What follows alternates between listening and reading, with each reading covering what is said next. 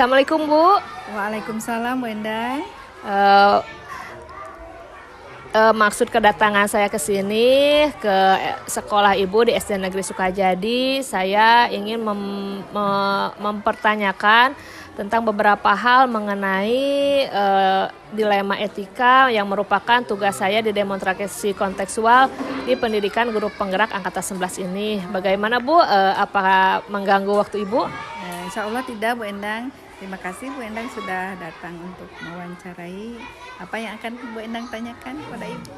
Ya, mengenai kasus dilema yang sering terjadi di sekolah-sekolah ya Bu ya. Kita mulai saja.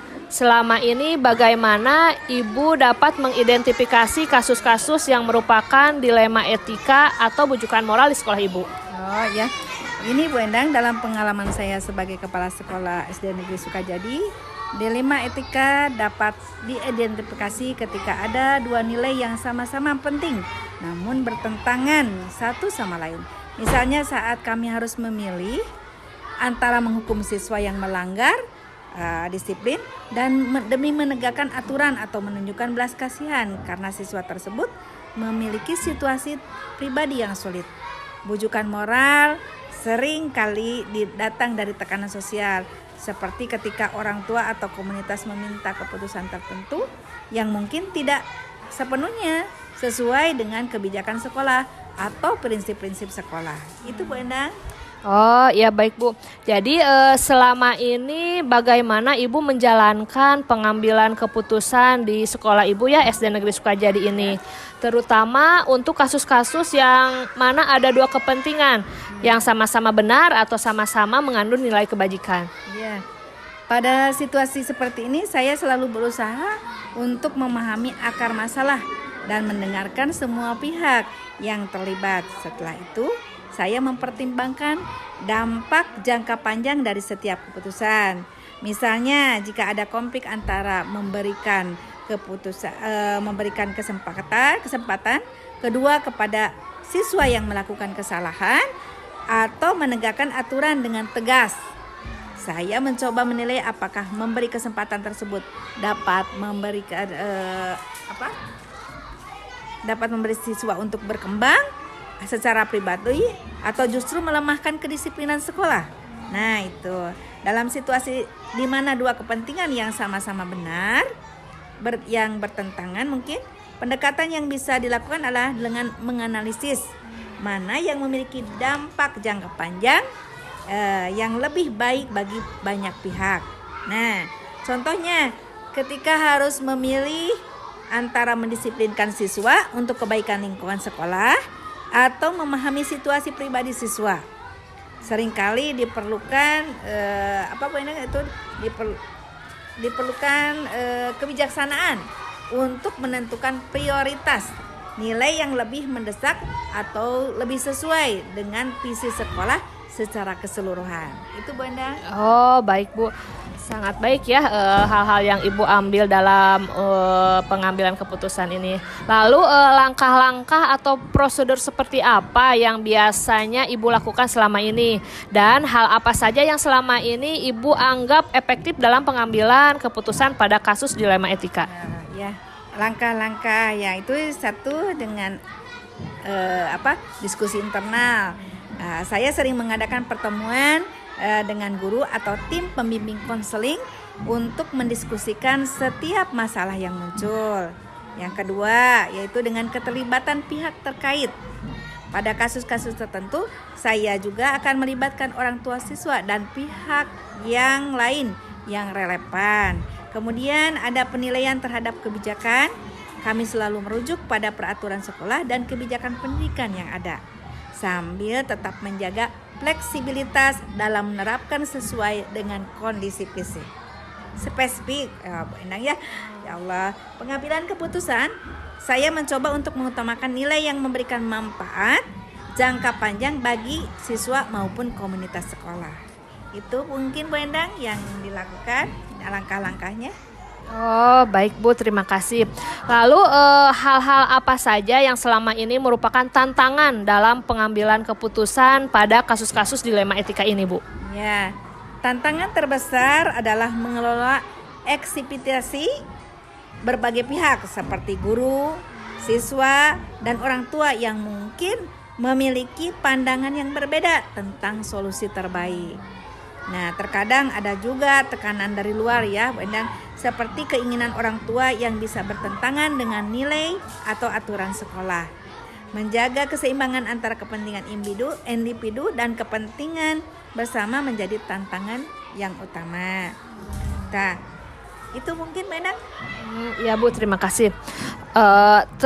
Jadi apakah Ibu memiliki sebuah jadwal atau tata kala tertentu dalam menyelesaikan kasus dilema etika? Apakah Ibu langsung menyelesaikan di tempat atau memiliki sebuah jadwal untuk menyelesaikannya di lain waktu, atau bentuk dan prosedur seperti apa yang Ibu jalankan? Ya, itu tergantung pada kompleksitas kasusnya. Jika situasinya memerlukan tindakan segera, saya akan segera mengambil keputusan di tempat. Setelah mempertimbangkan informasi yang ada.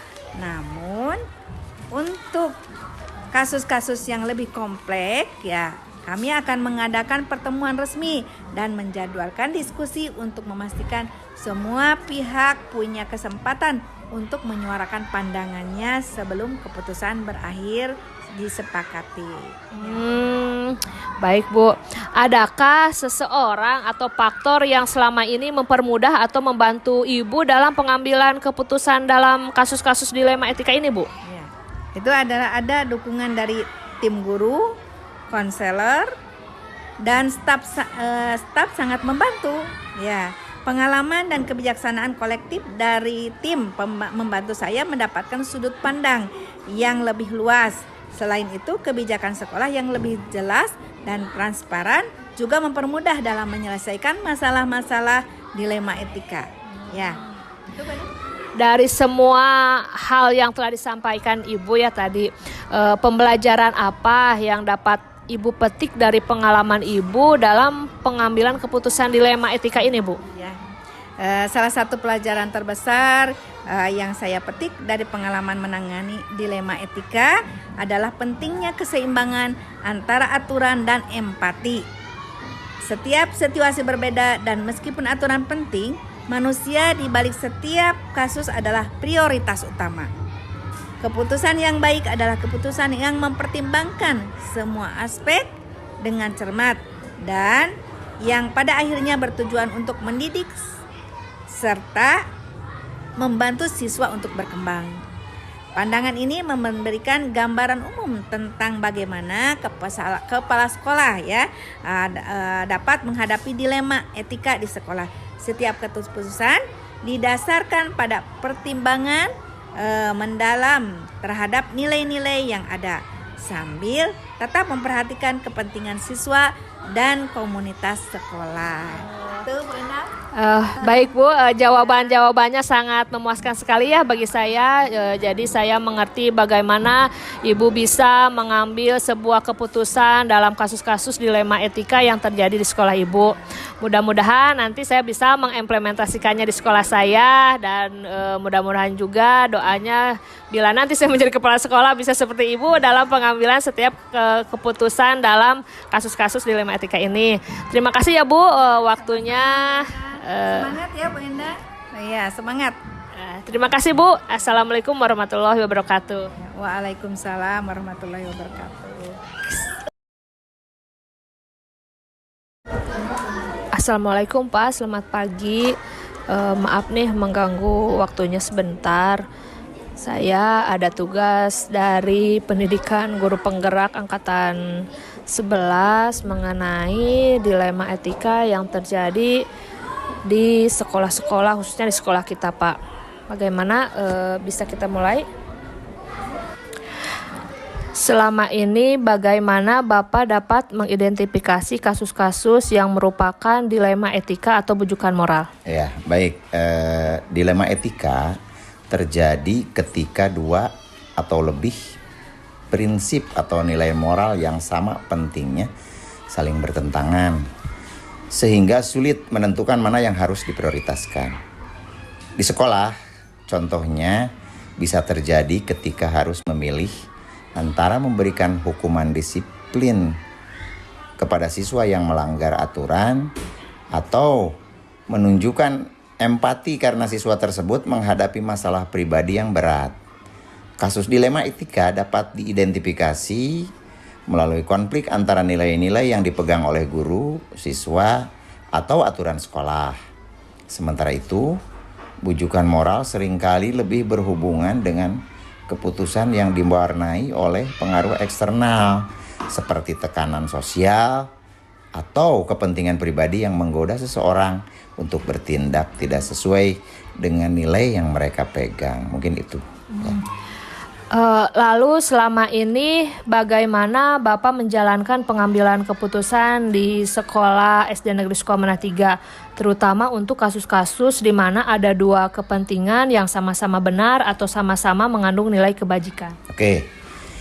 Dalam situasi di mana dua kepentingan yang sama-sama benar bertentangan, pendekatan yang biasa dilakukan adalah dengan menganalisis mana yang memiliki dampak jangka panjang yang lebih baik bagi banyak pihak. Contohnya, ketika harus memilih antara mendisiplinkan siswa untuk kebaikan lingkungan sekolah atau memahami situasi pribadi siswa, seringkali diperlukan kebijaksanaan untuk menentukan prioritas nilai yang lebih mendesak atau lebih sesuai dengan visi sekolah secara keseluruhan. Itu mungkin.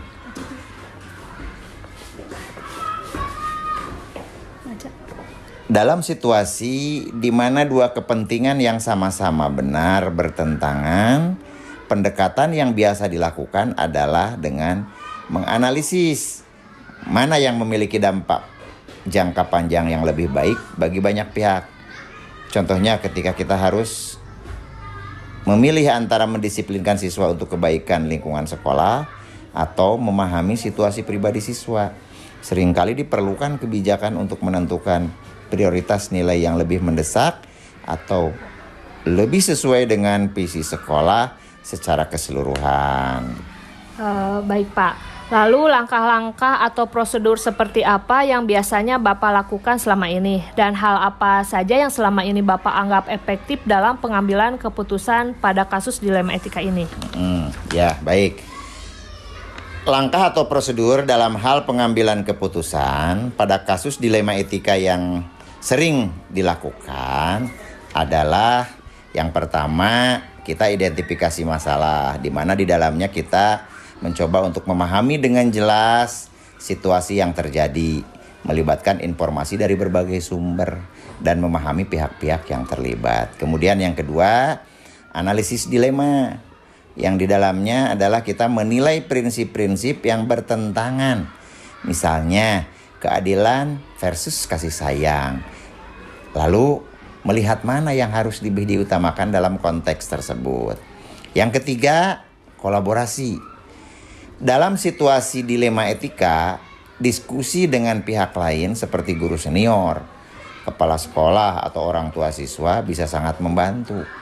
Perspektif yang beragam membantu dalam menilai semua aspek. Dan yang terakhir, yang keempat, dalam hal pengambilan keputusan, setelah mempertimbangkan semua aspek, keputusan disepakati berdasarkan nilai-nilai kebajikan yang lebih luas serta dampaknya bagi masa depan siswa dan sekolah. Itu mungkin.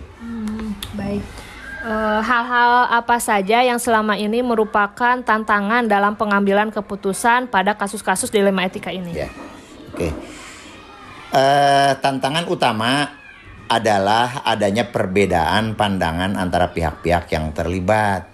Misal antara guru, orang tua, dan siswa. Tekanan waktu juga sering menjadi masalah, terutama ketika keputusan harus segera diambil tanpa kesempatan untuk mempertimbangkan semuanya secara mendalam.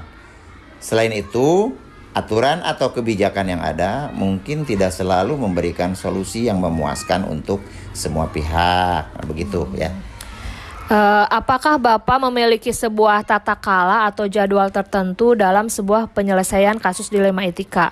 Apakah Bapak langsung menyelesaikan di tempat atau memiliki sebuah jadwal untuk menyelesaikannya? Bentuk atau prosedur seperti apa yang Bapak jalankan? Ya, baik.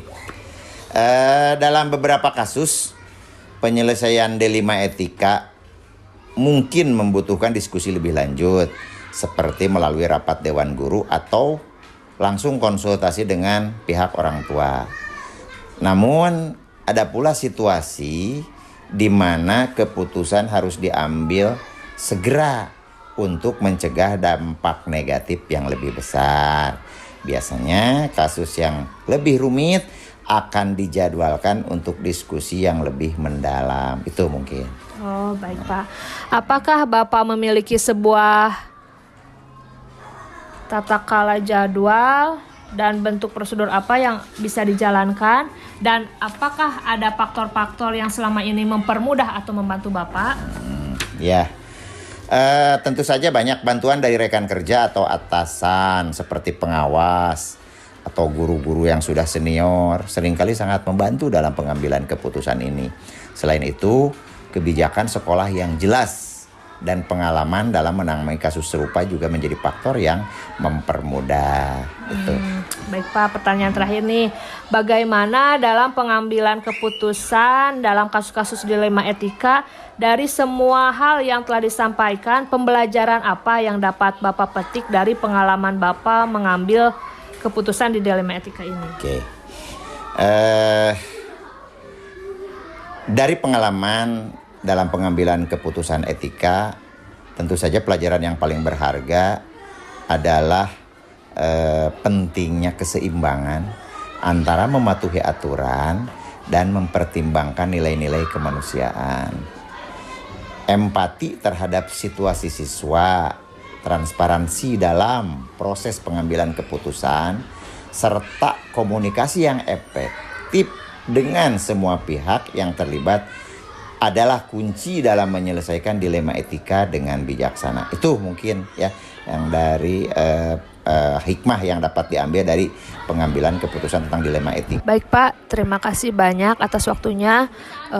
Adapun hal-hal yang telah kita bicarakan tadi merupakan hal yang baru bagi saya dan pengetahuan baru juga bagi saya mengenai bagaimana dilema etika dan keputusan yang diambil oleh kepala sekolah.